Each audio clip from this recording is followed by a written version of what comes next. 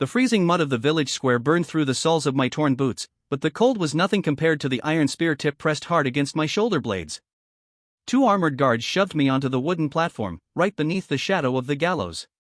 Rain mixed with sleet washed the dirt from my face, revealing the hollow cheeks of an 18-year-old orphan who hadn't tasted real food in 4 days. Before me stood Magistrate Holt, his heavy fur cloak dripping with water, holding a parchment damp with fresh black ink. The crowd of starving villagers watched in terrified silence, their breath rising like ghostly steam into the gray morning air. "Listen well, Silas." Holt's booming voice cut through the howling wind like a butcher's knife. "The winter famine has stripped the border province clean.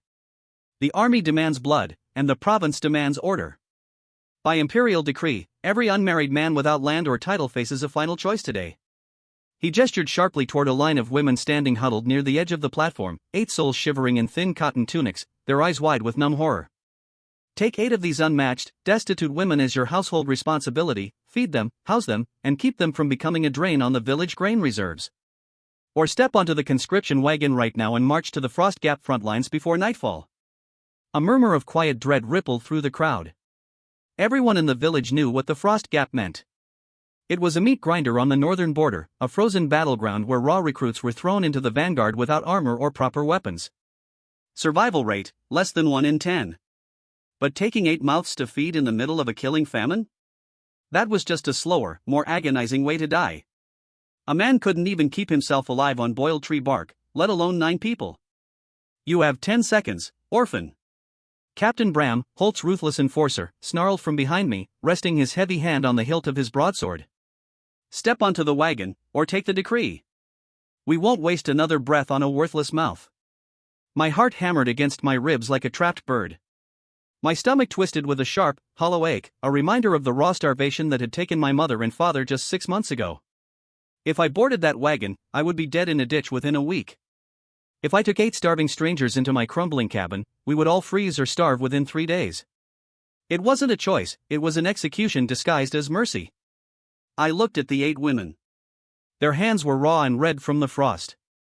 One of them, a girl with sharp dark eyes and a bloodless lip, glared back at me not with plea, but with a quiet, fierce pride that refused to break. Another, younger, with silver blonde hair, clutched a threadbare cloak around her shoulders, her knees trembling so hard she could barely stand. They weren't just names on a magistrate's ledger, they were human beings about to be discarded into the snow. "Time's up!" Bram roared, raising his gauntlet hand to signal the spearman behind me. "Push him onto the wagon." "Wait!" I rasped, my voice dry as dried leaves. I swallowed hard, stepping forward until the iron spear left my back. I pointed a trembling finger toward the platform. "I take the decree." "Hand me the quill." A collective gasp echoed across the muddy square. Magistrate Holt burst into a cruel, bellowing laugh that made the guards join in. "You hear that, boys? The starving rat thinks he's a lord. Sign it then, boy, sign your own death warrant." I took the feather quill with numb fingers and pressed my mark onto the damp parchment. The ink spread like a dark stain. As the last stroke of the quill finished, a sudden, blinding blue flash exploded behind my eyes, followed by a clear, mechanical chime that echoed directly inside my skull. A glowing blue interface materialized directly in my sight. Survival system activated. Host identified, Silas, condition, severe malnutrition. Emergency mandate accepted, found family sanctuary, current household size, 9. Initializing starter rewards, instinct intuition level 1 and a deep winter survival map. A sharp warning flickered, household mortality rate must remain at 0%, or face immediate system revocation. I stumbled back, clutching my temple as glowing lines of light mapped out the surrounding snow, the forest, and the frozen river half a mile away. The system wasn't a hallucination, it was a real, living interface hovering before my sight. And it had just bound my life to the 8 women standing in the rain. The blue light faded from my vision, but the glowing interface remained burned into the corner of my sight, blinking with urgent notifications. Magistrate Holt shoved the signed parchment into his leather satchel and swept past me without another glance. "Take them and get off my platform, Silas. You have until sunrise tomorrow to prove you can shelter them, or I will seize your family cabin for military storage." Captain Bram sneered, tossing a single leather bag at my feet. It hit the slush with a wet thud. "Your household ration, peasant. 3 pounds of moldy barley and a rusted hatchet. Try not to freeze before morning." The guards laughed as they marched away, leaving me standing in the center of the muddy square with the 8 women. The villagers quickly dispersed, ducking into their warm timber homes and shutting their wooden shutters tight against us. No one offered a blanket. No one offered a slice of bread. To them, we were already ghosts. I turned around to face my new household. Up close, the reality of what I had taken on hit me like a bucket of ice water. 8 women, strangers, all cast out by war, famine, or dead families. So, the girl with sharp dark eyes spoke first, stepping forward. Her voice was cold, guarded, and laced with quiet defiance. "Are you our new master, or just another fool who signed a paper to save his own neck?" "My name is Silas," I said, looking her straight in the eye despite the icy wind tearing at my thin shirt. "And I'm not anyone's master. I signed that paper because the other option was a sword in my back. But now that we're here, nobody dies. Not on my watch." A system scan completed before my eyes, displaying their talents. Household member 1, Vera, age 20, master weaver and seamstress, morale low. Household member 2, Ria, age 19, skilled in herbal medicine and apothecary, morale critical. Household member 3, Ines, age 21, skilled in commerce and accounting, morale guarded. Household member 4, Marin, age 20, wilderness tracker, morale low. Household member 5, Solveig, age 19, culinary expert, morale low. Household member 6, Talia, age 18, carpenter, morale guarded. Household member 7, Yara, age 19, agricultural specialist, morale low. Household member 8, Nessa, age 18, livestock and leatherworking, morale critical. The blue windows flickered before me, listing their names and abilities in sharp detail. My heart skipped a beat. These weren't helpless victims, they were skilled professionals who had been stripped of everything by the famine. Ines, the girl who had spoken, narrowed her eyes at me. "Talk is cheap, Silas. Look at us. Half of us can barely walk. Ria hasn't eaten in 2 days. Where are you taking us?" "To my family's homestead," I replied, grabbing the heavy leather bag of moldy barley and slinging it over my shoulder. "It's half a mile north, near the edge of the Blackwood River. It's old, it's drafty, but it has 4 walls and a stone fireplace. We move now, before the blizzard hits."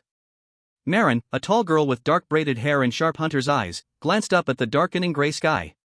"He's right about the storm. The wind is shifting north. We have less than an hour before the whiteout." "Let's move," Vera said quietly, stepping to the side to support Ria, the silver-haired girl who was shivering violently. We formed a single line in the snow, pushing through the knee-deep drifts as the wind began to howl through the bare oak trees. Step by step, we left the hostile village behind. Every step hurt, my legs felt like lead, and my lungs burned with every breath of freezing air. But every time I looked back and saw the 8 of them fighting through the storm behind me, a fierce warmth ignited in my chest. A chime echoed in my mind with an updated quest, Journey to the Homestead. Time remaining before blizzard landfall, 22 minutes. Reward upon arrival, blueprint unlocked for deep ice fishing and smoke trap. Keep moving.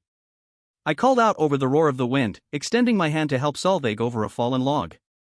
Just a few more 100 yards. We make our stand at the cabin. The old homestead looked like a desolate ruin looming out of the swirling white blizzard. My father had built it 30 years ago from thick pine logs and river stone, but after 6 months of neglect, the roof was missing half its shingles, snow had drifted into the front porch, and the wooden door hung loosely on a rusted hinge. I shoved the heavy door open, stepping inside and clearing a path for the women. "Inside. Quick. Get out of the wind." They filed into the cold dark room, shivering violently as Talia and Marin helped slam the heavy wooden door shut against the howling gale. Outside, the blizzard struck with full fury, rattling the wooden window shutters and whistling through the gaps in the roof. For a long moment, nobody spoke. The room was dead silent save for the sound of 9 people breathing in the icy dark. I picked up an old iron lantern from the wooden table, struck a flint from my pocket, and lit the stub of tallow candle inside. Dim yellow light filled the main hall, illuminating the bleak reality of our situation. The hearth was cold and full of old ash. The wooden floorboards were dusted with snow. In the corner sat 3 cracked wooden bowls, a broken broom, and an empty water bucket. There was no firewood stacked by the stone chimney, no blankets on the wooden sleeping frames, and only 3 pounds of moldy barley sitting in Bram's leather bag on the table. Ria collapsed onto a wooden bench, sinking her head into her hands. Her voice came out as a broken whisper. "There's nothing here. We dodged the draft wagon just to freeze to death in a wooden box. We aren't freezing, I said firmly, stepping toward the hearth. And we aren't starving. Not tonight. Ines walked over to the wooden table, tapping her finger on the bag of barley. Silas, let's be realistic. There are 9 of us. This barley might make a watery gruel for one day if we stretch it. But tomorrow? The day after? The river is frozen solid. The woods are buried in 6 feet of snow. How do you plan to feed 9 people? The entire room turned to look at me. Their eyes were filled with a painful mixture of desperation, doubt, and fragile hope. They had been lied to by merchants, nobles, and soldiers for months. They didn't need inspiring speeches, they needed results. The system interface updated in my mind, identifying the homestead structure with 15% defense and 20% insulation. Food reserves were at half a day.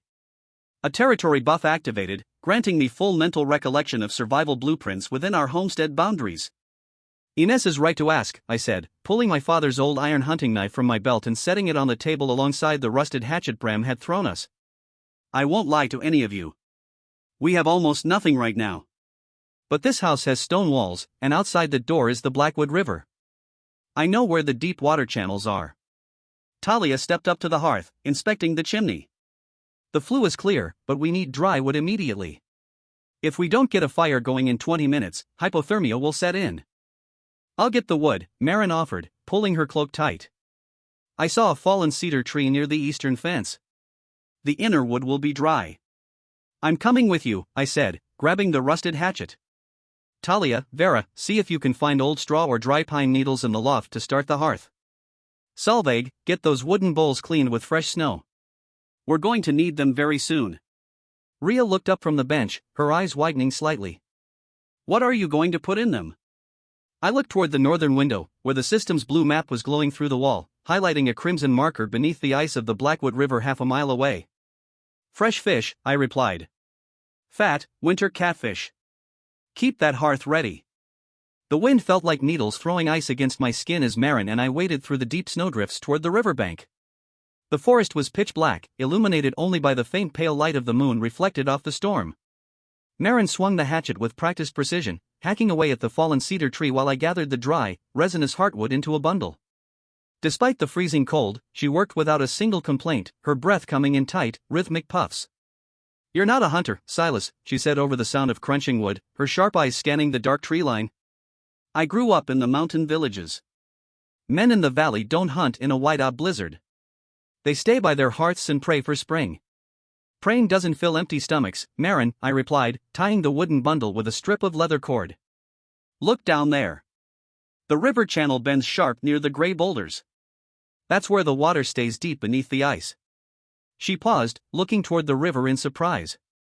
"How do you know that?" "The river's been frozen for 3 weeks."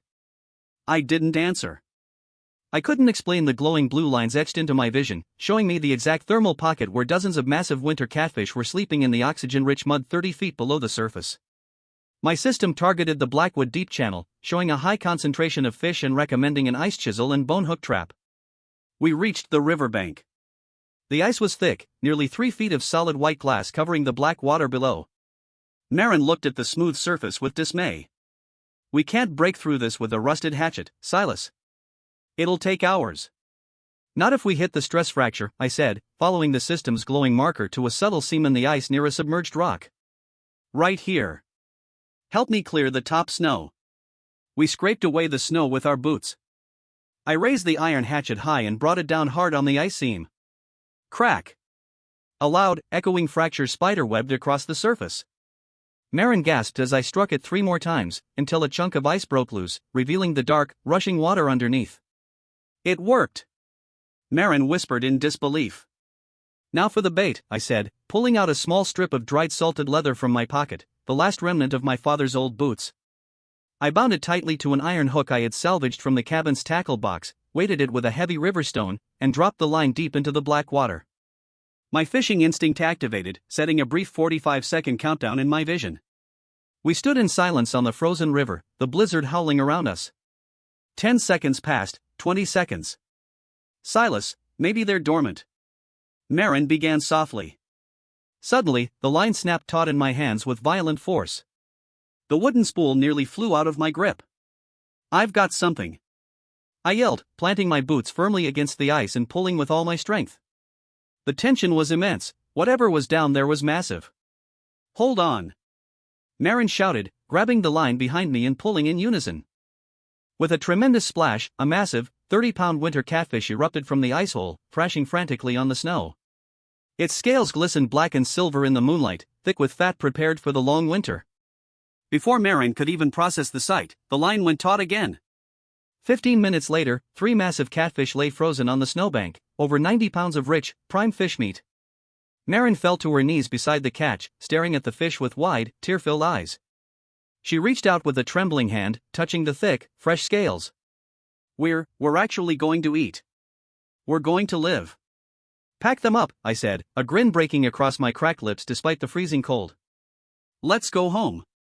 When Marin and I kicked open the cabin door, carrying 3 massive fish wrapped in cedar branches, the silence in the room shattered into utter disbelief. Solveig dropped the wooden water bucket she was holding. Ines sprang up from the table, her jaw open in shock. Even Ria, who had been staring blankly at the empty hearth, stood up slowly, her eyes fixed on the massive catch. Is that real? Solveig whispered, rushing forward and dropping to her knees beside the fish. Where did you find these in a blizzard? The Blackwood Deep Channel, Marin said, her voice filled with a pride I hadn't heard before. Silas knew the exact spot. He cut through 3 feet of ice like it was nothing. Talia had already gotten a roaring fire going in the hearth, filling the cold room with heat and light. Don't just stand there staring. Solveig, get the iron pot. We have food. The next 2 hours transformed the crumbling cabin into a hive of frantic, joyous activity. Solveig worked like a master artist, slicing the clean white catfish fillets, rendering the thick fish fat in the iron pot, and simmering a rich, steaming soup spiced with pine needles and wild winter roots Marin had pulled from under the snow. Vera used strips of clean cloth to mend our torn cloaks by the firelight, while Ines sat at the table, using a charred stick to tally our remaining supplies on a wooden plank. When Solveig finally set 9 steaming wooden bowls on the long table, no one said a word. We bowed our heads, and for the first time in months, we ate until our stomachs were full. The broth was rich, hot, and delicious, driving the deep, bone-chilling cold from our bodies. Ria finished her bowl, wiping her lips with the back of her hand. She looked across the table at me, her eyes soft and vulnerable. I'm sorry, Silas, for what I said earlier. I thought you were just another liar. You didn't know me, Ria, I said gently, setting my empty bowl down. You had no reason to trust me. But we're a team now. All of us. The system chimed, showing household morale had increased to 65%, unlocking a found family alliance buff that boosted our work efficiency by 30%, alongside a new recipe for smoked catfish and preserved fat. The next morning, the sun broke through the storm clouds, painting the snow-covered forest in brilliant gold. We didn't rest. If we wanted to survive the winter and build something real, we needed order. I called everyone into the main hall and laid out our plan. We have food for 3 days, but the village tax collectors will be back eventually. We need to turn this cabin into a fortress and an enterprise. I assigned roles based on their strengths. Solveig was put in charge of curing and smoking the remaining fish so it wouldn't spoil. Vera and Nessa took over repairing our leather boots and fashioning warm water-resistant cloaks from cured hides. Talia and I began work on repairing the roof and crafting heavy timber shutters for the windows. Ines took charge of trade planning, calculating how much surplus fish we needed to take to the village market to earn real silver. Ria came up to me while I was carving pine shingles in the yard. She held out a small leather pouch filled with dried leaves. I found these wild wintergreen herbs near the riverbank, Silas. If we steep them with hot water, it will cure the frostbite on Vera's hands, and it can be sold as a tonic in the market. I looked at her sharp, intelligent eyes and smiled. You're amazing, Ria. Get them ready. Tomorrow, we take our first trade into town. 4 days later, the morning sun reflected blindingly off the fresh blanket of snow covering the valley road. Silas and Ines walked side by side toward the village market square, pulling a hand-built wooden sled loaded with 6 large wicker baskets. Beside them walked Marin, her sharp eyes scanning the trees with a heavy oak club resting securely on her shoulder. Inside the baskets was our household's first surplus, 40 pounds of golden brown smoked catfish fillets, wrapped in sweet cedar bark, 12 bottles of Ria's wintergreen medicinal tonic, and 3 beautifully tailored, water-resistant fur cloaks crafted by Vera and Nessa. As we entered the village square, heads began to turn. Villagers who had watched us get marched out to die 4 days ago froze in their tracks, staring at our clean clothes, our healthy color, and the heavy sled we were pulling. Look at that! A fat baker whispered to his wife, his mouth agape. Isn't that the orphan Silas?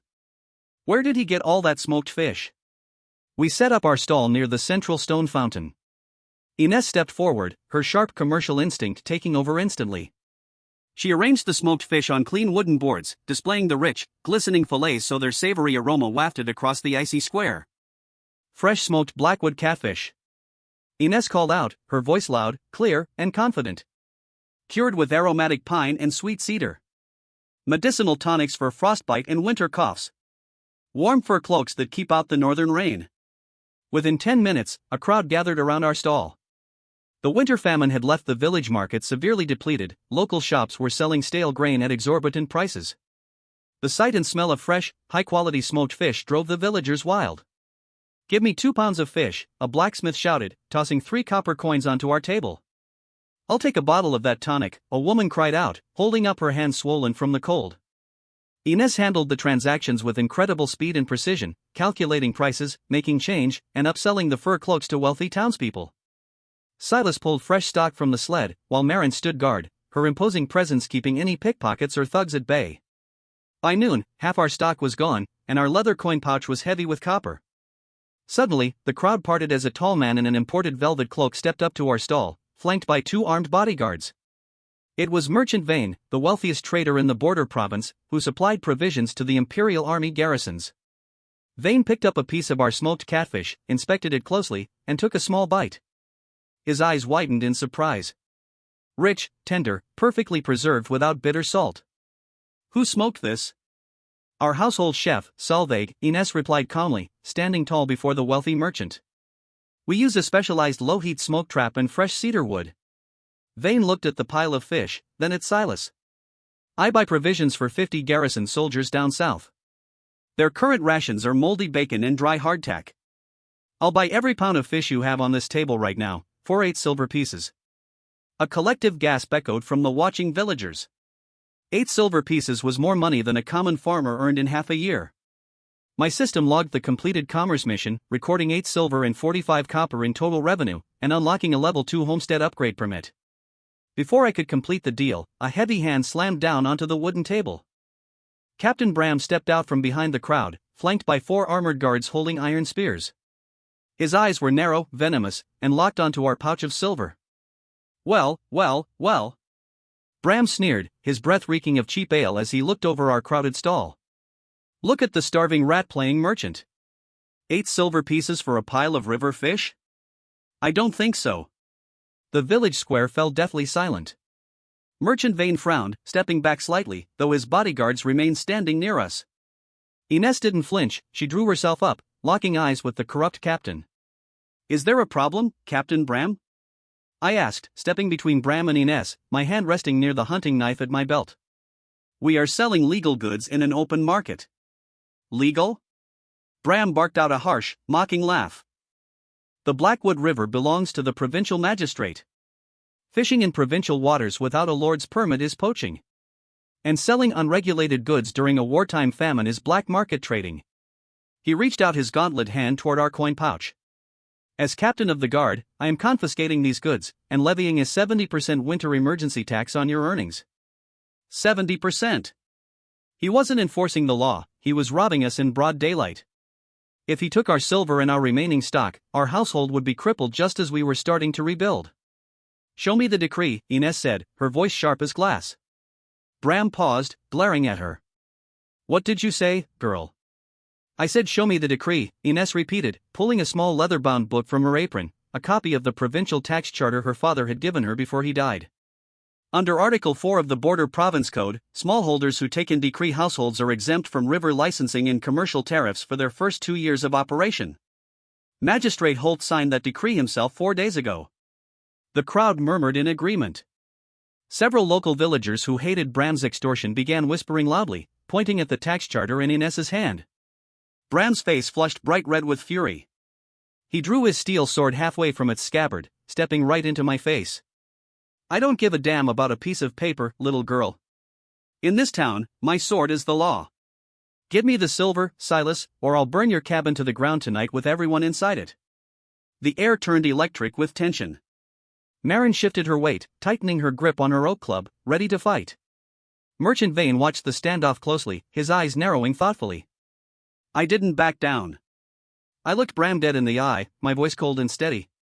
Take the silver by force if you want, Captain. But Merchant Vane here is a registered contractor for the Imperial Garrison. If you steal the provisions he just purchased for the Emperor's soldiers, I'm sure the garrison commander down south will be very interested to hear why his troops are starving while you line your pockets. Bram froze.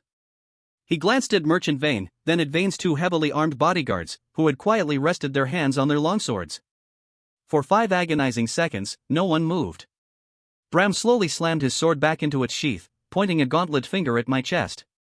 You think you're clever, orphan? Keep your silver for today. But the winter is long, and accidents happen in the woods. Pay your taxes next week, or I won't just take your money. I'll take your land. He spun on his heel and spat on the snow, marching away with his guards trailing behind him. We returned to the homestead before nightfall, our sled light but our coin pouch heavy with 8 silver pieces. But there was no celebration in the main hall. Bram's threat hung over us like a dark storm cloud. We knew he wouldn't wait for next week. He was a greedy, arrogant bully who had been humiliated in front of the whole village.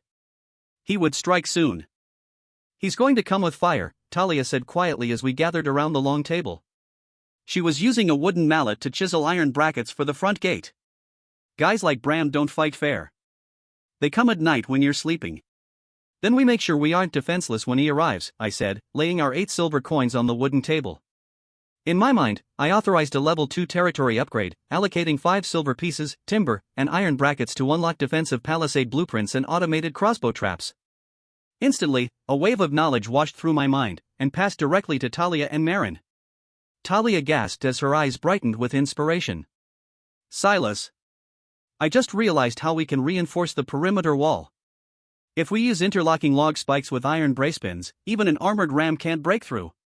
And we can set heavy tension crossbows near the tree line. Marin added, her hands quickly sketching a trigger mechanism on a piece of slate.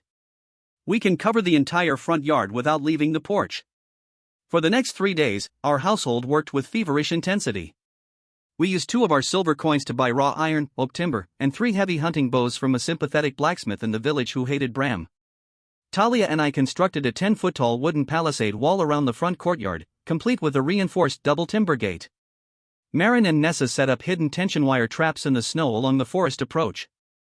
Solveig and Rhea prepared jars of thick, flammable fish oil and choking herbal smoke powders that could be thrown from the roof.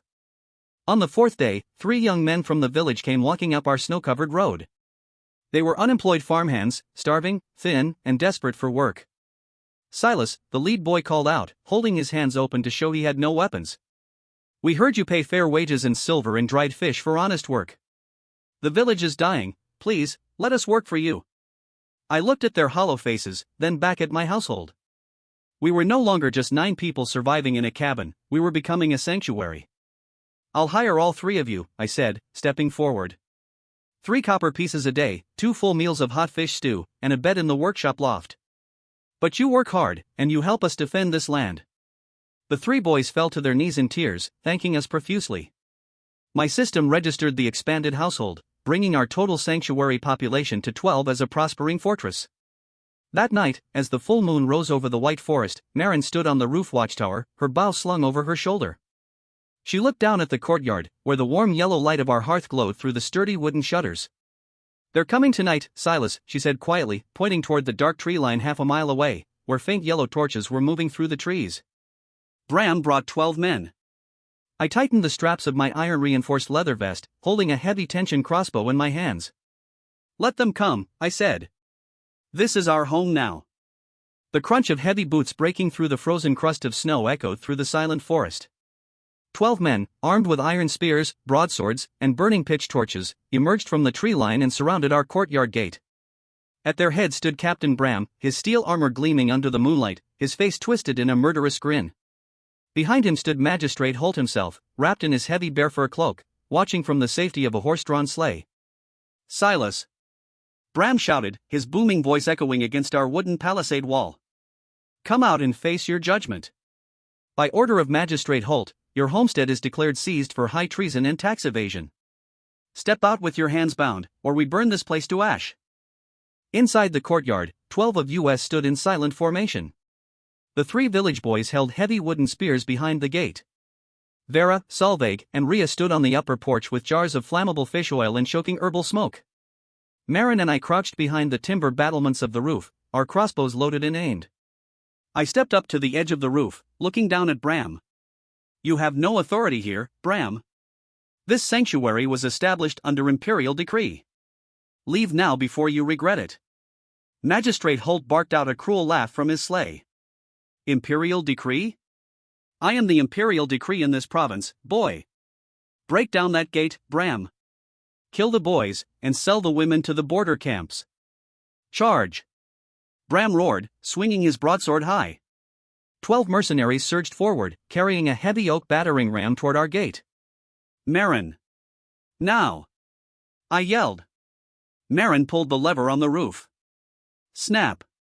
A hidden tension wire in the snow tripped a concealed spring arm, sweeping 3 mercenaries off their feet into a deep pit filled with sharp wooden stakes. They screamed in shock as their torches tumbled into the snow.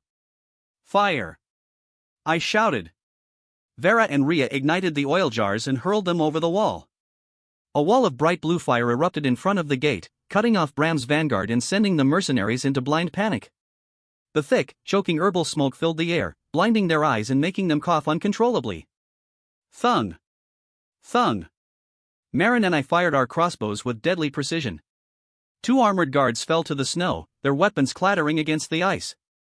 The village boys shoved their long spears through the gate slots, holding the remaining attackers at bay with fierce discipline. Bram, enraged and frantic, hacked his way through the flames with his broadsword, kicking open the side wicket door and bursting into the courtyard alone. I'll kill you myself, orphan, he screamed, lunging toward me with his sword raised for a deadly strike. I dropped my crossbow, drew my iron hunting knife, and stepped into his attack. My system reflex buff activated, slowing time down in my sight. I saw the trajectory of Bram's heavy sword blade before it even moved. I ducked low beneath his wild swing, slid across the icy cobblestones, and slammed my shoulder hard into his exposed knee. Bram lost his balance with a loud yelp, crashing heavily onto the frozen ground.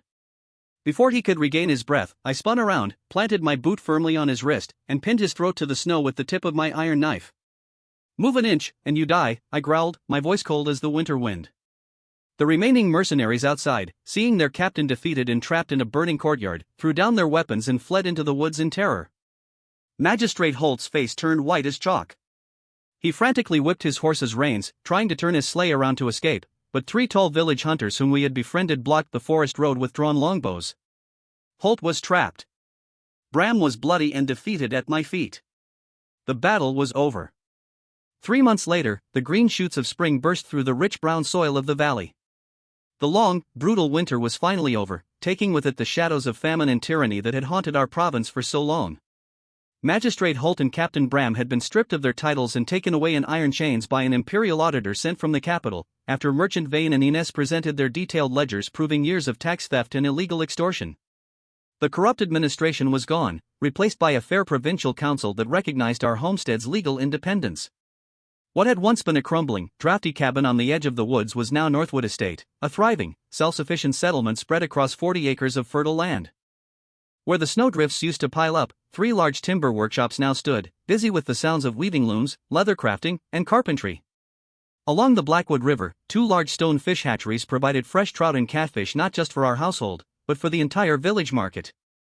My system signaled the completed quest, marking Northwood Estate as a permanent legendary sanctuary with 28 members, zero mortality, and full expansion mode unlocked. On a warm spring evening, as the red setting sun painted the sky in shades of crimson and gold, the entire household gathered around a massive oak dining table set up on the outdoor stone patio overlooking the green valley. The table groaned under the weight of an incredible feast: roasted river trout with herbs, fresh baked sourdough bread, steaming bowls of stewed spring vegetables, roasted poultry, and flagons of sweet berry cider. Laughter filled the warm air. Solveig was serving fresh berry pie she had baked that afternoon. Vera and Nessa were showing off a fine silk-woven banner they had crafted for the estate entrance. Ines was sitting beside a young village clerk, reviewing our trade contracts for the upcoming summer caravan. Ria was tending to her thriving botanical garden near the patio, surrounded by colorful medicinal flowers. I sat at the head of the table, looking out over the smiling faces of the found family we had built together from nothing. Marin walked up beside my chair, setting a cup of cold cider down in front of me. She looked out over the blooming valley, then back at me with a soft, warm smile. Hard to believe this all started with 3 moldy pounds of barley and a broken hatchet, Silas. It didn't start with barley, Marin, I said, picking up my glass and standing up to face the table. The entire household fell quiet, looking up at me with warmth, respect, and deep affection in their eyes. They were no longer the shivering, terrified strangers who had stood on the gallows platform in the rain. They were strong, proud, and free. I raised my glass high against the golden sunset sky. It started when 9 strangers chose to fight together instead of giving up.